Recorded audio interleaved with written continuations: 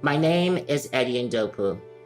Today, I'm speaking to you on behalf of the world's largest minority, the 15% of people in the world who have a disability. At age 2, as a toddler in Namibia, Eddie Ndopu was diagnosed with spinal muscular atrophy and given just 5 years to live. But the years went by, and along came college, and then a master's degree from Oxford. The ability to be able to attend mainstream education in late 90s Namibia was truly a defining moment in my life.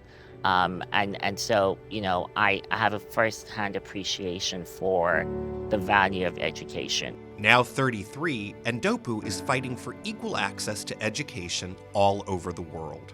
The statistics are still abysmal.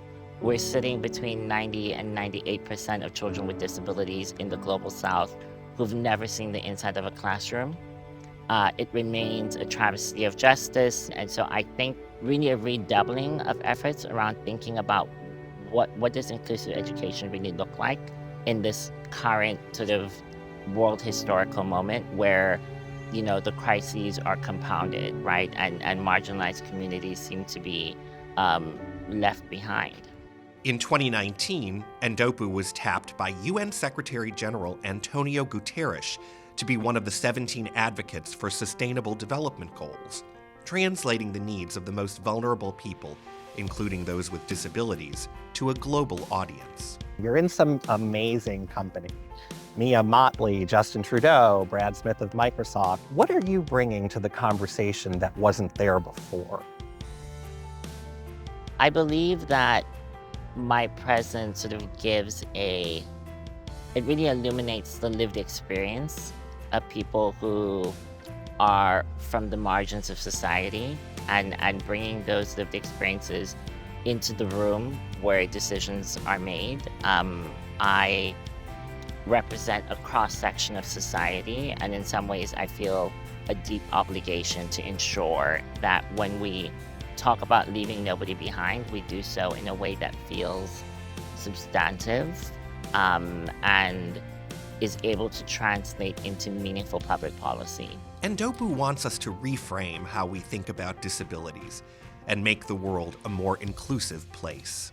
What one change would you like to see happen immediately to help people with disabilities globally?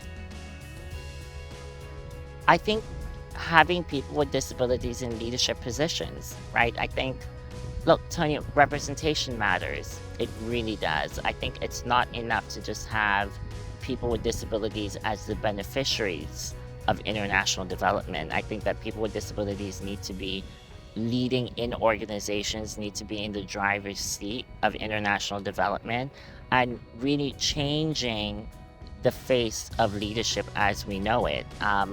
I look forward to the day when I'm not the only wheelchair user in a given space. It is not lost on me that there is a huge privilege and a responsibility that I hold, but at the same time, I will not be doing my job effectively if I continue to be the only one, right? So it's about really expanding, opening up the aperture, ensuring that we're able to have fresh voices, fresh faces in the decision-making room. For GZERO World, I'm Tony Masilis in New York.